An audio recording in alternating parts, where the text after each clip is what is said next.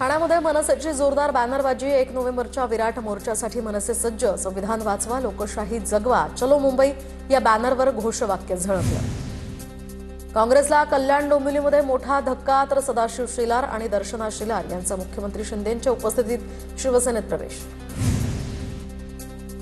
खासदार नारायण राणेंच्या जनता दरबाराचा आजचा दुसरा दिवस। शिवसेनेच्या बालेकिल्ल्यात नारायण राणेंचा जनता दरबार। पुण्यातील जैन बोर्डिंग विक्री प्रकरणी आज नाशिकमध्ये आज रस्त्यावर उतरणार। नाशिकच्या अशोक स्तंभ ते जिल्हाधिकारी कार्यालयापर्यंत हा मोर्चा निघणार। जैन बोर्डिंगचा व्यवहार रद्द करण्यासाठी गोखले बिल्डर्ससह ट्रस्टनं सुद्धा सहमती दर्शवली। बिल्डर विशाल गोखले आणि ट्रस्टींनी प्रतिज्ञापत्र दाखल करावं, धर्मादाय आयुक्तांचे निर्देश।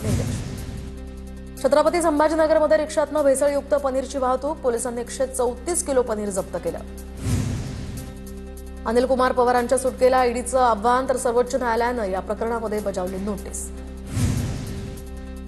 लोंढे पिता पुत्रावर नाशिकच्या गंगापूर पोलीस ठाण्यामध्ये खंडणीचा गुन्हा दाखल। रिक्षा चालकाच्या जमिनीवर कब्जा करून 75 लाखांची खंडणी मागत 20 लाख उकळल्याचा प्रकार।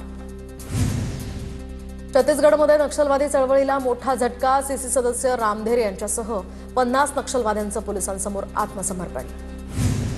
नवी मुंबईच्या घणसोलीमध्ये स्मशानात मृत्यूनंतर सुद्धा मरण यातना। घणसोलीमध्ये सेक्टर 16च्या स्मशानभूमीत बत्ती गुल असल्यामुळे गाडीचे हेडलाईट चालू करण्याची वेळ।